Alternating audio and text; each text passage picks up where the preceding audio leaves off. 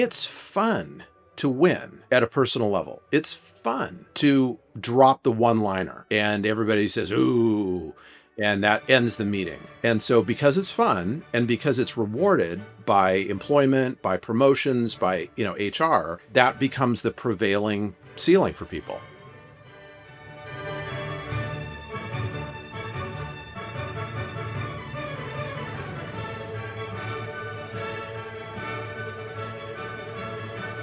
Welcome to Science of Leadership, the podcast dedicated to helping you become a better leader. Here, you'll gain valuable knowledge, hear inspiring stories, and learn the scientific principles that promote exceptional leadership. I'm Tom Collins, your host, and I'm thrilled to have you join us on this journey to becoming a better leader. Today, we're diving into the fascinating world of organizational culture, and more specifically, how leaders can build a truly great one. To help us unpack that, I'm joined by Dr. Dave Logan, professor at the University of Southern California's Marshall School of Business and co author of the New York Times bestseller, Tribal Leadership, among other books. Dave's groundbreaking research into how tribes form and operate within organizations has influenced leaders across industries worldwide. If you're looking to build a strong, values based, and high performing culture in your organization, this is the episode for you. Dave, thank you for joining me today on the Science of Leadership. Thank you, Tom. Great to be here. Well, let's start at the beginning. In tribal leadership, you describe 5 cultural stages that exist within organizations. For listeners unfamiliar with your work, can you explain what a tribe is in this context and briefly describe those 5 stages? Yeah, sure. So we're all familiar with the idea of just our people, like our people at work. So if you were at an airport and you saw someone you worked with, you'd go over and say hi. They are in your quote unquote tribe. So these things have always been there, but they kind of baffle people in organizational theory. And as you said in the intro, I am, among other things, a business professor. We think of departments and organization charts. And so we get out our pen and we move this person over here and we expect all these things to change. But the same people are going to have lunch with the same people. Maybe the conversation will change. There might be some drift, but a tribe is, again, it's this informal network. And the fundamental argument in the book is tribes are all around us. If you're in a big company, you're at a university, tribes are everywhere. And we don't often look for them, especially from a management or leadership lens, but they are the most powerful force in any organization, for profit, nonprofit, government, makes no difference. They are the most powerful force. And if you want to see that, I was just talking to somebody before jumping on here that announced very high profile company, one of the bigger ones in the country, bigger ones in the world. And they announced a global reorganization and everybody's trying to figure out what it means. Here's what it means. Nothing. It means people have new business cards. If you have a meeting of your direct reports, different people show up, but that's about it. The same gossip channels are going to function. The same sense making things are going to function. The same friendships are going to function. And none of that is going to solve the fundamental problem, which is this particular organization doesn't know what it stands for. So Mhm. that's what a tribe is. And then in terms of the stages, we are relabeling them from stage to level. And I can explain that when we go on, but it just goes from everything you don't want to everything you do. So what we said in the book was stage one. We're now calling it level one. The sort of generalized conversation that people have at level one is that life sucks. There's something existentially wrong. And sometimes we try to take our experience in the United States and we kind of flatten it. But this is like lawlessness. When this happens in companies, people go to jail, often for a very long time. And so it's a violation of core values. So if I'm in this tribe, I believe that in order to keep my job and provide for my family, I have to violate the principles that are most dear to me. That's level one. That doesn't happen very often. So only about 2% of the tribes, the employed tribes that we found, express that life sucks nature. Okay, level two is not life sucks, but my life sucks, which may sound like a subtle difference, but it's massive. So here, I live in Los Angeles. People are stuck in traffic all the time. You're late for a meeting, your life sucks. And you walk in and you feel burdened and you're in a bad mood. So when you get a tribe of people that is that way, then innovation is going to go to basically zero. People will do the minimum to not get fired. And in some industries where the change is just overwhelming, like healthcare right now, there's a lot of this level two. So that's my life sucks. Level three is the big one, meaning it's the most common one that you find in organizations. And the theme of it is I'm great and you're not. So I'm great and you're not. And it's easy to think of from sports or from, since I do a lot of work in consulting and management consulting, I'm the best consultant, I'm the best professor. Someone thinks that they're the best baseball player, they're the best pitcher. And of course, being in Los Angeles, I have to say we have all of those here, right here. But in organizations, that becomes a real problem because as you're talking about leadership, three on down, there is no leadership. So at Mm, 3, it's, "Tom, you have your opinion, I have my opinion, I'm gonna tell you why you're wrong, you're gonna tell me why I'm wrong." We might make it funny, but it's gentle put down, let me play devil's advocate, let me restate my idea. It's an I, me, my fest. But there's no leadership. Level 2, there's no leadership because the conversation is, "This sucks," right? yeah, And at level 1, you get this kind of absolute despair. So then level 4 is where actual leadership shows up, and that's, "We're great, and they're not." So a tribe by its nature, it doesn't grow forever. It gets 20 to about 150 people. And so, again, you think of a sports team, whoever they're playing that day is not great. And then level 5, as high as it goes, is, we call it, life is great, or in a rewrite, my co-author for this very talented person named Ashley Rodriguez, we're thinking of kind of reframing it as like anything is possible, but it's where the adversary becomes more of an idea or a thing. So when the world united around COVID, it wasn't, "We're great and this other country isn't great." It's that we have to get ahead of this COVID thing. We have to get ahead of smallpox, right? yeah, Decades before. yeah. There you go. Yeah, well, that's a great summary of that. Thanks a lot. For those who, are listening, I have, my copy that I read years ago. And I think it's a really good book, which is why I wanted to have Dave on the podcast. But as you were talking, I was thinking about James Carr's work, Infinite Games, and so on, and thinking about it kind of in that with the levels, in the sense that there's no in a sense, there's no game. It's lose-lose at the Yeah. bottom, right? And then at some point you get to win-lose, I win, you lose, but then at that top level, it's win-win. It's the infinite game. We're all in this, and we can all do well, Right. kind of thing. So anyway, that was coming to mind. But I really appreciate you delineating those, and so that we can frame the conversation. I know you've consulted with a lot of high achieving organizations. To further put it into context our listeners can really understand, do you have a story that you could share of an organization that frames what a level 5 culture really looks like? Yeah, I mean, it's an older story now, but it's still a great one. There was a consumer electronics show, I think it was in 2000, and a speaker, very well-known person in technology, it's a name we all know, gave this speech, laid out this model for how everything was gonna function, and it was gonna be in a hub structure. So it was before the iPhone, but your phone like that connects to your computer connects to the cloud. Again, it was before the watch, but the watch connects to the phone, and so it's this hub structure. And Steve Jobs wasn't there. Steve Jobs didn't give it, but he read it and said, "Oh," and I'm not going to say the word, but starts with an Sure. S, ends with a T. Um, they're right. It was Bill Gates who gave the speech. We can't let them do it. They will mess it up.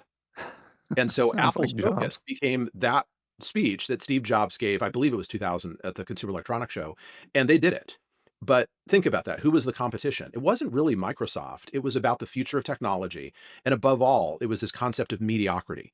We can't allow technology to be ugly and mediocre. We need it to be beautiful. And the famous stories, about the iPhone. But in particular, remember, we don't write about companies, we write about tribes. And so the design tribe at Apple, with Johnny Ive when he was there, and Steve Jobs was far sicker than a lot of people knew. Just look at what came out of that group in a very short period of time. Designs that really have changed the world. So, that would be a model. If you want one that's a bit grander, the story has not been told of Operation Warp Speed, which was, and I'm nonpartisan. Okay, I got friends on both sides, but it started under the Trump administration. Alex Azar was the Health and Human Services Secretary. In terms of just the virus, I mean, producing vaccines, it happened in about one-fifth the time, and then obviously it was the Mhm. Biden administration that handled the implementation, and so there's plenty of good to go around, but when you sort of think about that time, the world came together. It was public-private partnerships. You had Pfizer sitting down with companies that normally they would have been, yelling at, and all that just went away because of this global emergency.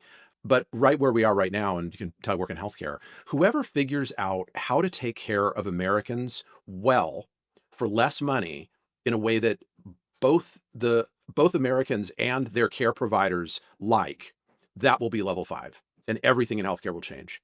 I mean, Kaiser Permanente has been trying to do that. I think they've made some headway with that, certainly. But I think that you're right. I think in healthcare generally, it is the occasionally maybe level 4, but a lot of level 3, I think, in there, Yeah. having spent my career in that space.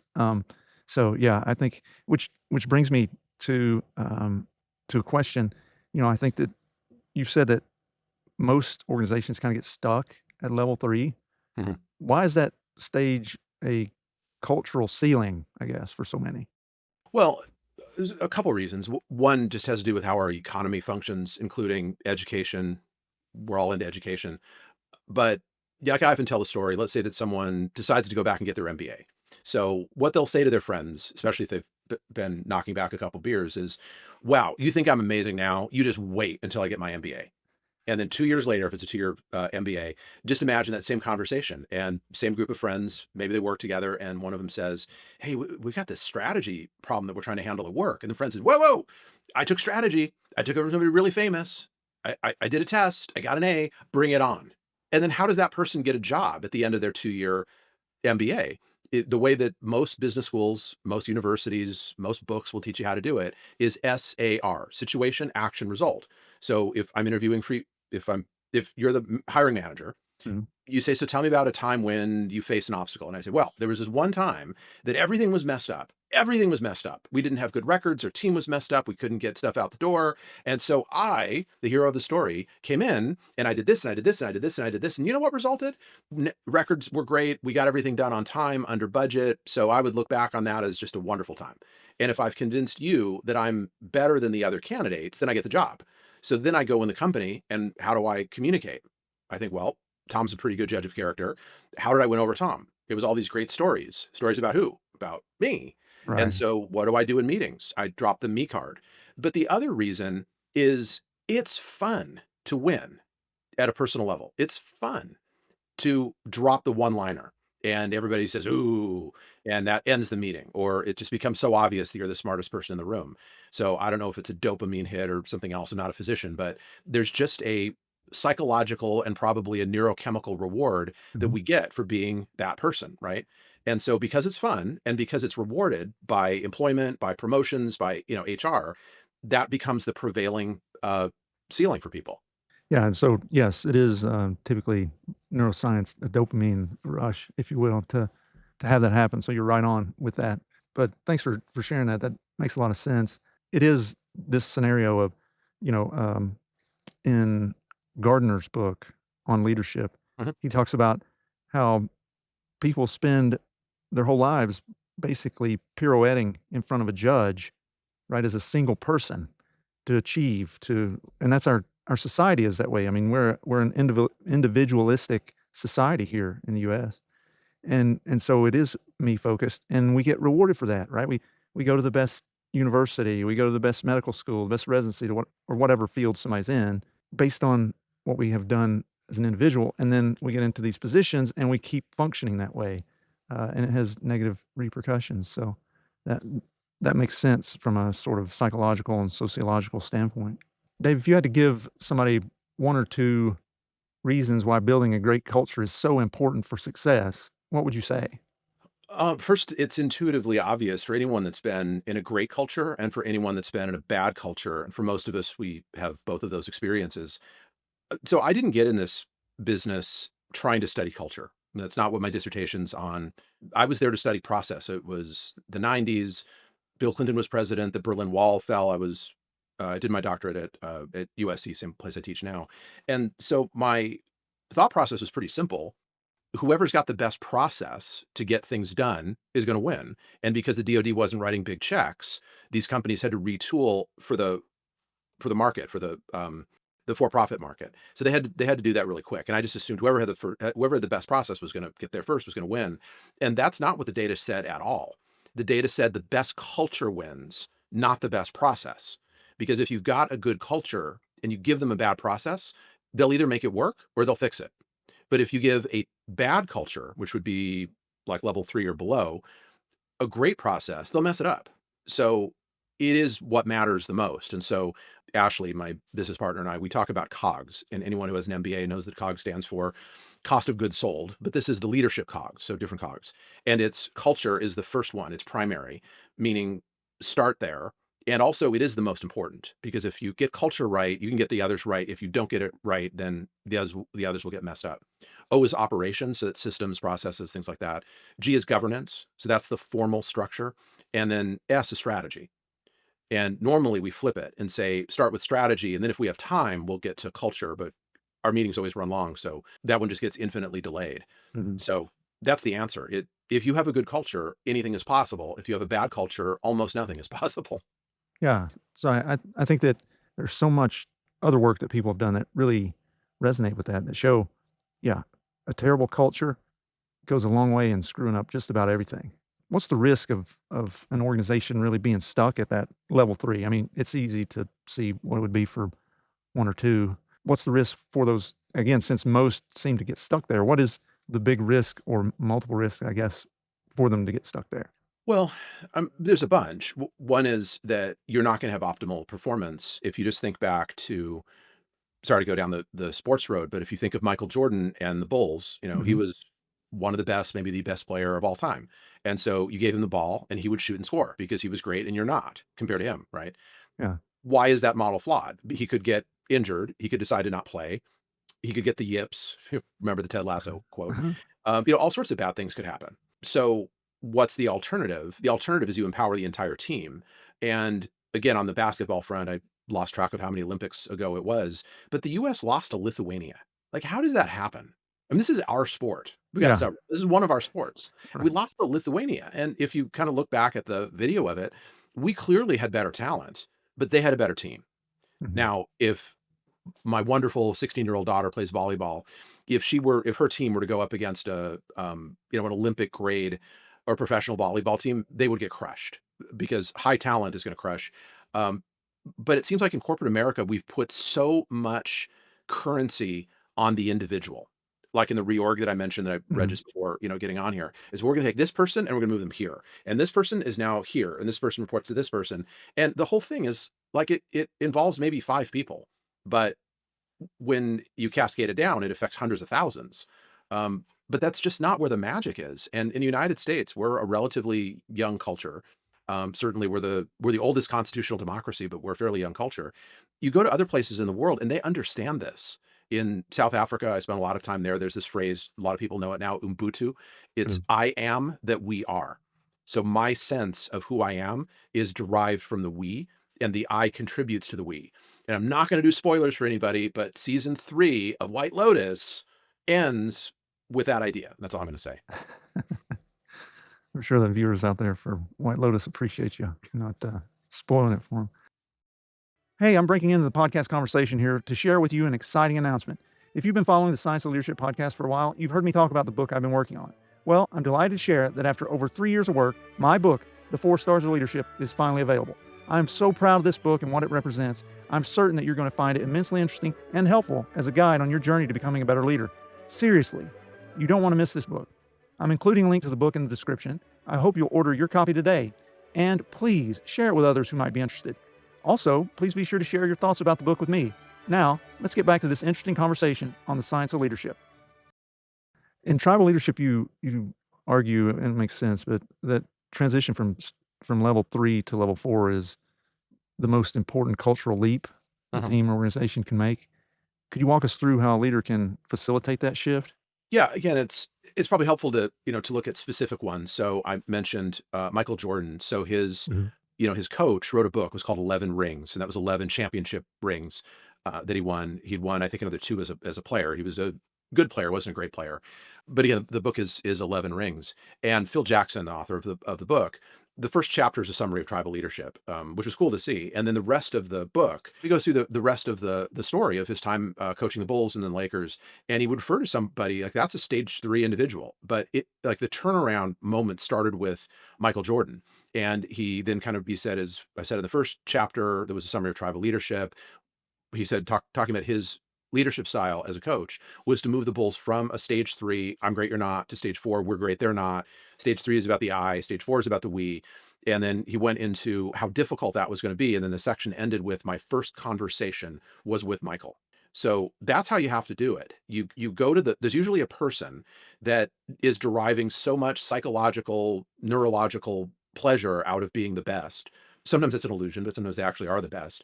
That you've got to change the conditions of how that team operates. And in the case of the Bulls, one of the tactics that they came up with that Michael Jordan hated is he was only allowed to score a certain number of points per half. And as soon as he scored one more than that, he got benched. It didn't matter how good he was. It didn't matter what the score was. That's the deal. And so what do you do if you're getting close to that number and you're Michael Jordan? You start passing. And Yeah. that was the famous triangle offense, which is build the team, build the team, build the team. And that was when the Bulls became the most winning team in NBA history. And then the coach came out here to LA and did it again with the Lakers. So if you just kind of think about that as a model, but then I appreciate your question is more than just tell a story. The two hallmarks of stage 4, level 4 that are missing at 3 are commitment to shared values. So if you and I both share a commitment to, it might be informing people, it might be education, it might be health, right? Those are all values. Then it's not that something is important to you, something is important to me, but those things are important to both of us. And so if that were in charge, like health were in charge, or people getting the absolute best information, if that were in charge, then what would we do that we're not doing? And at that point, the pronoun shifts from I to we. So don't go after the pronoun, go after the commitment. And the second hallmark is the idea of a triadic relationship. And so it's not just two people, it's three, where one person is the keeper of the space between the other two. And again, if you go back to 11 Rings, there are tons of stories about triads. The whole triangle offense is, you got the ball from someone and then you've got to send the ball to someone, not just back to the same person. So it's a constant conversation, if you will, between three people. So when you can get those two hallmarks in place, the culture will shift from 3 to 4. Yeah. Thanks for sharing that, and also for kind of endorsing Phil Jackson's 11 Rings. It's upstairs on my shelf in the collection of to be read soon books. So you've motivated me to actually read it. There you go. Yeah. Yeah. Well, Dave, do you have any scientific data regarding the value of creating a great culture that might be able to share with us? So at the time we did tribal leadership, it was the biggest study of cultures done at the time. Technology has come a long way. There have been several much larger studies. The most interesting one was done by, I'm going to blank on the names. It was done by finance professors, so not organizational behavior people, but finance at Duke and I think Columbia. And it was a survey, I believe, to about 1,800 corporate CEOs and C-suite people. And one of the questions that they asked on the survey is if you were to buy a company that was widely known to have a bad culture or poor culture, what would be the discount rate? Right? Because finance people think of discount rate. So Yeah. if my phone is broken, well, I shouldn't pay full price. I should get at least half off because it's broken. And to their shock, the answer was not 10%, 20%, 30%. It was, I wouldn't buy the company for any price. And then when Mm, they asked some additional details, people said, because I did it once. And we almost didn't recover as a company. The whole leadership style of Jack Welch at GE has been pretty thoroughly discredited. The idea that you got a tail and every year you cut right. off the bottom Yeah. 10%. But even in his own writings, he said the single biggest lesson that he learned is do not acquire a company with a bad culture because the bad culture will seep into the larger organization, the acquiring organization, and it may wreck it. And that almost happened under Welch. So Yeah. I don't know if that's scientific proof, but 1,800 Yeah. No, C-suite executives came up with that conclusion. that's good. Yeah, I think that there are a lot of studies that have absolutely shown that culture has a tremendous impact on performance, and negative cultures. Obviously, we can name so many Enron, Tyco, WorldCom, so many, right? Where they had these cultures that were just defective, if you will. I remember as you were talking, people saying, they wouldn't buy the company, they wouldn't be involved in that culture. I remember when I interviewed General Pete Pace, who was the chairman of Joint Chiefs of Staff, phenomenal, leader, Marine, and he was talking about, "Be careful about your organization and the culture of that organization because whichever one join, you will become that. It will infect you, and so you have to ask yourself, is this the kind of person that I wanna be?" Yeah. And so I think that's, another example, I think. Well, and just to take that a bit deeper, one of the questions that comes up a lot is how do you define culture? And you ask 10 culture people, you're going to get 10 different definitions. So I'm not saying this is better than anybody else's, but I think it's an interesting one. Culture is the conversations that people keep having over and over. And so if at work, the conversation over and over is, I can't, we won't be able to do that. We tried that once, it didn't work. That will fail. They won't support it, whoever they is. Then that really does infect your mind, and you start thinking that way, and your answer for anything becomes, "I can't, that won't work," right? You become a naysayer. What I think is a lot more dangerous is the level 3. This is maybe a little too personal, but I'll share it. I took a job once, and, my wife, we've been married for 20 something years, at one point she said, "I don't like who you're becoming at that company." Mhm. And I really had to think about that a lot, and I realized she was right. But the thing about the culture is everything was I. Everything was I. Everything was a personal battle. The way you got an idea through is you won this person over and then this person over, but then this person was going to go tell this person, and it was the worst possible kind of chess because the pieces were moving themselves. Yeah. And you could do it, but just the cost and who you had to become. And I would contrast that with a great level 4 or a great level 5 organization. You have more energy at the end of the day than you had at the beginning. I think for those of us who've had the opportunity to be in a level 4, level 5 group, um, it is, this virtuous cycle upward, right? Yeah. Like, everybody gets pulled upward to that, whereas on the other end, it's this negative vortex that just pulls everybody down toward the bottom. Um, so that at the end, I think if we studied, I suspect, if we were to take a group of organizations and study them for a long period of time, 20, 50, 100 years, if they were to exist, probably what you would see is movement to the poles in those organizations. Yeah, I have a colleague, Russ Gonnering, he's an ophthalmologist. He went through a master's program that I started for doctors many, many years ago. And I'm not going to represent his work well, but he it's kind of before AI, but he pre-programs an existent set of conditions, and then these agents, in the program sort of move.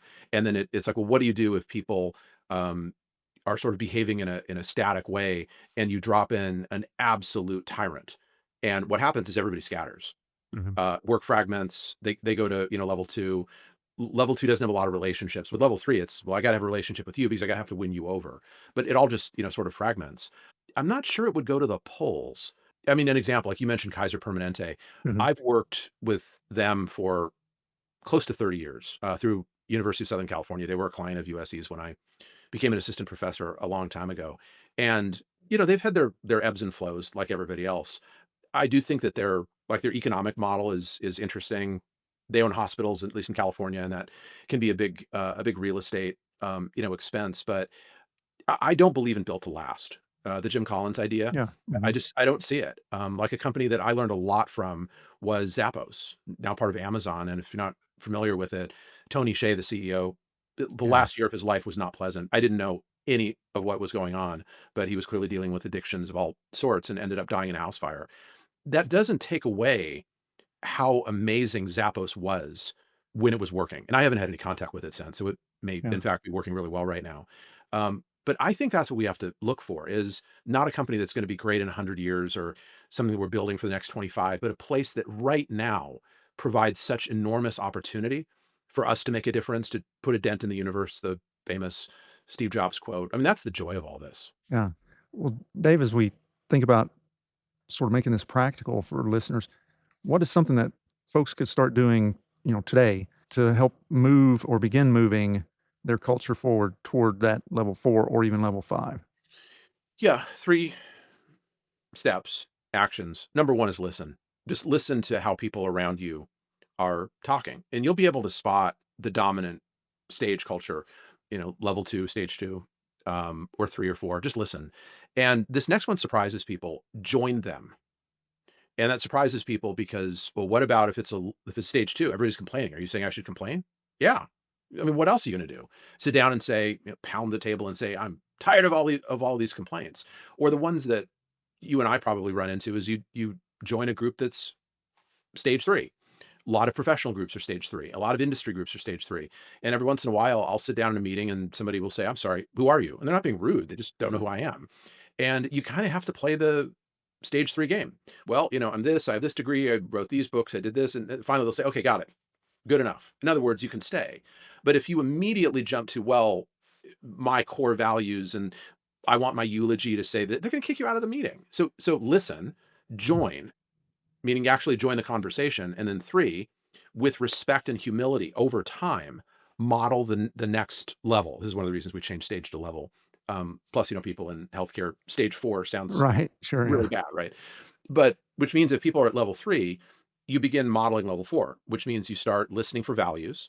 You start noticing what triadic relationships you could start to set up, and you just begin doing it. So listen, join, and then with respect and humility over time, model the next level. Yeah. A common thread that I hear in those 3 is actually respect, Mhm. because to listen to somebody, you're showing them respect, Yeah. then you're respecting their conversation, and then you're respecting, by joining and then adding to it, so I hear that in those 3. Thanks for sharing those. Those are great. I was wondering, for those who are stuck in a toxic or disengaged environment, do you have any hope or advice that you would offer them with regards to the culture? Well, number 1, how is the culture compared to other places you might go? And that's a really difficult thing to figure out because if you go apply for jobs, people are just going to make things seem a lot rosier than it is. One of the, very simple messages that falls out of all this is have a lot of friends that you have very open, honest relationships with, and then talk to them about what it's like where you work. And unless they're braggarts and they're trying to make where they work seem better, they'll tell you honestly. It's one of the reasons, and as much as I kind of dogged education at the beginning, I'm a huge fan of education because people come together. It's not what the professor says that's important, excuse me, but what's vital is just the conversations that you have with the people in your class. And if you describe a situation and people look at you with horror and say, how do you live like that? That's a pretty good sign that there might be something, better. Reforming a culture is difficult, but it can happen. And that's the turnaround, that we all deal with. I've seen level 2 turn into 3, turn into 4 very quickly. So I wouldn't give up on it, but none of this is stuff you do alone. Leadership is not a solo sport, it's a team sport, right? Yeah. So find people. This is way not a I'm not trying to get people to buy books, but one of the really interesting things that happened with tribal leadership, the reason it did so well, is book groups began popping up in companies, and they would just meet at lunch, and they would read a chapter, and they talk about it, and they Yeah. change things. Yeah. I think that's where it starts. Thinking about Joseph Ross's work, leadership for the 21st century. I think the innovative thing that he did with regard to leadership theory was that he brought out the reality that the led are as important for leadership as the person who is the leader. And so in this scenario, as you're describing it, those people gathering around and talking about this, they are leading, in a very real sense, as consistent with Ross's model. Yeah, I mean, there's a lot of models that try to emphasize that the leader is not necessarily the one out front. The servant leader model is probably the most famous, but there's a science fiction reference, and I won't go into all of it. It's just describing this alien society that a being in that world that supported another was considered to be behind them, right? I'm supporting you. And the ultimate leader was called the hindmost one because they were behind everyone, supporting everyone. So it's not the person out in front, it's the hindmost one. I happen to love that phrase. Yeah. Well, Dave, before we wrap up our conversation, I'm wondering, how has this idea of shaping and using culture impacted your leadership? It's a good question, and you shot me the questions in advance, so it's a good one. It's one I've been thinking about. The first thing is it makes you really aware of your own behavior and the part of your behavior that you may not like. And for most of us, we use I, me, my all the time, right? Here's what I think. Well, let me take your idea and let me play devil's advocate with it. It expands your awareness, and that's not entirely pleasant, is probably the best way to say it. That's number one. Number two is you begin to notice why some people are the word success is kind of tainted. It's, like who drives the best car or Right. has the best Yeah. house. But when you look at people that have made a really huge contribution, how have they done it? Right. You're talking about the science of leadership. And it's indirect. It's not, I'm going to be hard charging and make everyone conform to me. It's not that person. It's the person that develops others. And then by virtue of having developed others, things become a lot easier. The last one I'll say is our country, I think our world is at a time, of great division. I went out of my way with one of the early anecdotes to say something that positive that happened under the first Trump administration. You can weaponize any of this material. And Mhm. I've had people on both sides of the aisle say, "Oh, I get it. You know what? My group, the Democrats are at 4 and those stinking Republicans are at 1," or like vice versa. Like, Yeah. stop. The thing to do is go find somebody who doesn't agree with you. Don't go tell them why they're wrong. It has no impact other than it pisses them off. And just listen and ask questions. Ask Yeah. questions of humble curiosity without any attempt to influence, just to listen. And when we can bring in all of those experiences, that's where you get the real level 4. Level 4 is not everybody who thinks just like me. That's clones. But real level 4 is, here I'm going to use a word that's not entirely popular today. It's diversity in every sense of the word. It's men, women. It's people who have PhDs or doctorates, people who didn't graduate high school. It's people who were born in Burma next to somebody who was born in New York, but all of that, age, what people studied. And when you can bring a group like that together and then find values that coalesce that highly diverse group, that's when the magic happens. It's not an army of clones. Yeah. Well, Dave, I think that's a great way to end out our conversation. It's really been a pleasure to get to catch up with you. Thank you for sharing, your insights and for the incredible work you've done helping leaders create culture that really, I think, bring out the best in people. And thank you for joining me on the Science of Leadership today. Thank you, Tom. Thank you for joining us on this episode of the Science of Leadership. We hope today's discussion has inspired you and given you valuable insights to help you become a better leader. Remember, leadership is about helping those we lead do great things. It's a journey of continual growth and learning. When we embrace that journey with curiosity, courage, and humility, we can confront challenges, overcome barriers, and foster environments where everyone can succeed. If you enjoyed today's episode, be sure to follow or subscribe, leave a comment, and share it with others who are passionate about leadership. Until next week, keep leading with character, competence, caring, and communication. This is Tom Collins. Let's keep growing.